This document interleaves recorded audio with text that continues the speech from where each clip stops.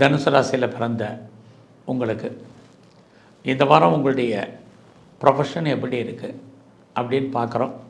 அப்படி பார்க்குற போது ஒரு பக்கம் உங்களுக்கு வேலை, இன்னொரு பக்கம் வேலையில் லீவ் போட வேண்டிய சூழ்நிலை, வேலையை விட்டு வெளியில் வர வேண்டிய காலங்கள், அல்லது வெளியேற்றப்பட வேண்டிய காலங்கள், அல்லது விஆர்எஸில் வர்றது, இப்படி ஏதோ ஒரு இன்னும் இருந்துக்கிட்டே இருக்குது.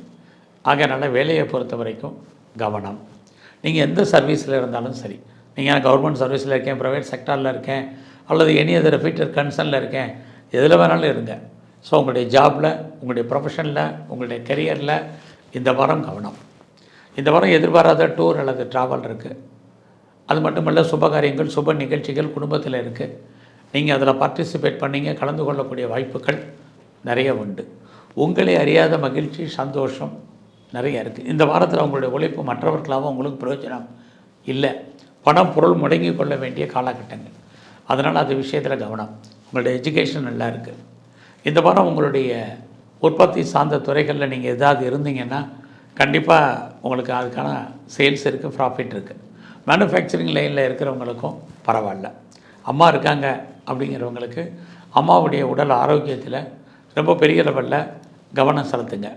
அது இல்லாமல் நீங்கள் இந்த வாரம் உங்களுடைய முயற்சிகள் பொறுமையாகவும் நிதானமாக செயல்படுங்க. எடுத்து வைக்கிற ஒவ்வொரு ஸ்டெப்பும் கவனமாக எடுத்து வைங்க. தேவையில்லாத கன்ஃபியூஸ் வேண்டாம். சில விஷயங்களை ஆரப்படுங்க, சில விஷயங்களை உடனே செய்யுங்க. இந்த வாரமும் அதே தான். எது நல்லது எது கெட்டதுன்னு உங்களுக்கே தெரியும்.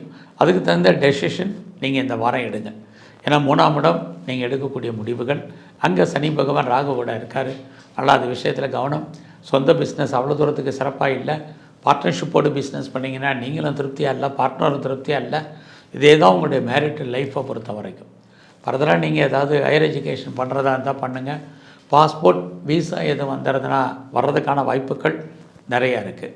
ஸோ இந்த வாரத்தில் உங்களுக்கு தொழிலில் ஒரு நிச்சயமற்ற தன்மை இருக்குது. பட் அதே சமயத்தில் நீங்கள் ஏதாவது பெர்மனண்ட்டு ப்ராப்பர்ட்டிஸ் வாங்குவதற்கான வாய்ப்புகளும் நிறையா உண்டு.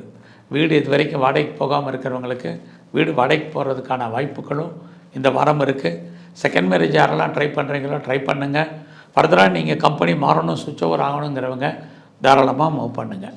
இந்த வாரம் முழுவதுமே சிவ தரிசனமும் குறிப்பாக பெருமாளுடைய வழிபாடும் ரொம்ப முக்கியம்.